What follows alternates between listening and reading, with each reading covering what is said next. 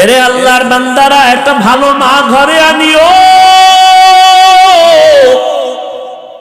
এক ফ্যামিলির মধ্যে ছোট ভাই বিবাহ করে সংসার চালায়, বড় ভাই এখনো বিবাহ করে নাই। ছোট ভাই বিয়া শাদী কইরা একদিন জিজ্ঞাসা করে, এই মিয়া ভাই, তুমি কি বিয়া করবা না? কারণটা কি? তুমি চুপচাপ বসে আছো কেন? এবার বড় ভাই কয়, হ্যাঁ বিয়া করব, তবে আমি মনের মতো মেয়ে পাই না, কারে বিয়া করব? সব ডানা কাটার দল। ছোট ভাই ভাবলেন, সম্ভ্রান্ত পরিবারের একটা ভালো মেয়ে চায় আমার ভাই। খুঁজে খুঁজে একটা সম্ভ্রান্ত পরিবারের একটা দামি কন্যা রেডি করলো।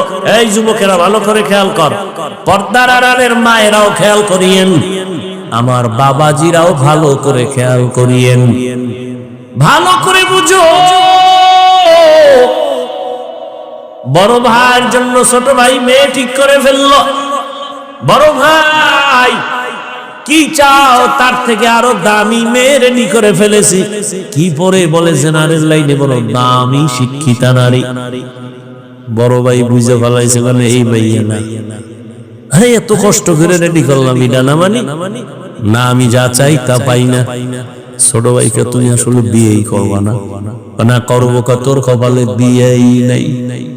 বড় ভাই একটা আওয়াজ দিছে, ভাই শোন, আল্লাহ যদি কবুল করে একদিন আগে পরে আমার কপালে বিবাহ থাকলে আমারে আল্লাহ মেয়ে দিবেন। তো কেমন মেয়ে চাও? আমি এমন একটা মাইয়া আমার বউ বানাইতে চাই, যেই বউ আমার ডান হাতটা ধইরা আমারে জান্নাতে নিয়ে যাবে।